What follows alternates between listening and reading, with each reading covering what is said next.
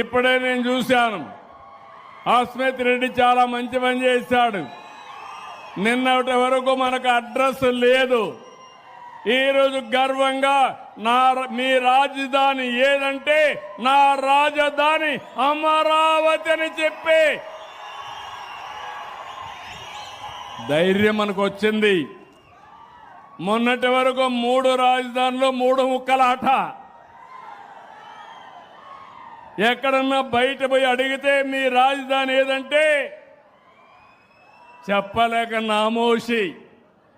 Service కమిషన్లు అడిగితే వాళ్ళు బిక్కముఖం వేసే పరిస్థితి. అమరావతి ప్రజా రాజధాని.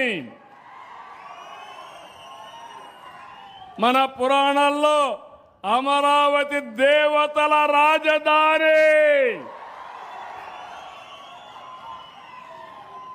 అలాంటి రాజధాని ఒకటే మీకందరికీ విజ్ఞప్తి చేస్తున్నా, తెలుగు ఆంధ్రప్రదేశ్ రాష్ట్రానికి ఒకే రాజధాని, అదే అమరావతి.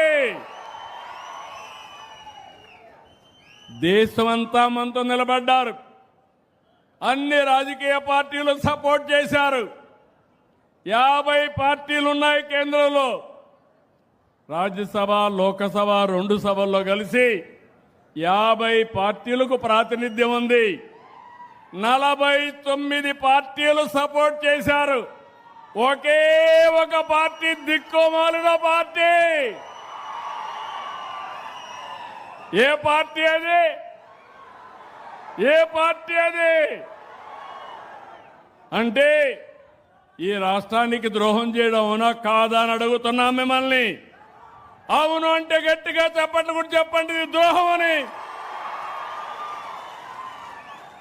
అది అయితే మొన్న మాట్లాడుతూ మ్యావిగన్ అంట. ఏమి పిచ్చో నాకైతే అర్థం కావడంలా. పిచ్చ ముదిరింది. అంటే అమరావతి పేరు చెప్పలేకపోతే ఇంట్లో పడుకోవచ్చు, కానీ దేవతల రాజధాని ఎవడైనా ఆ పేరు 10 సార్లు చెప్తే మీకు కూడా పుణ్యం వస్తుంది.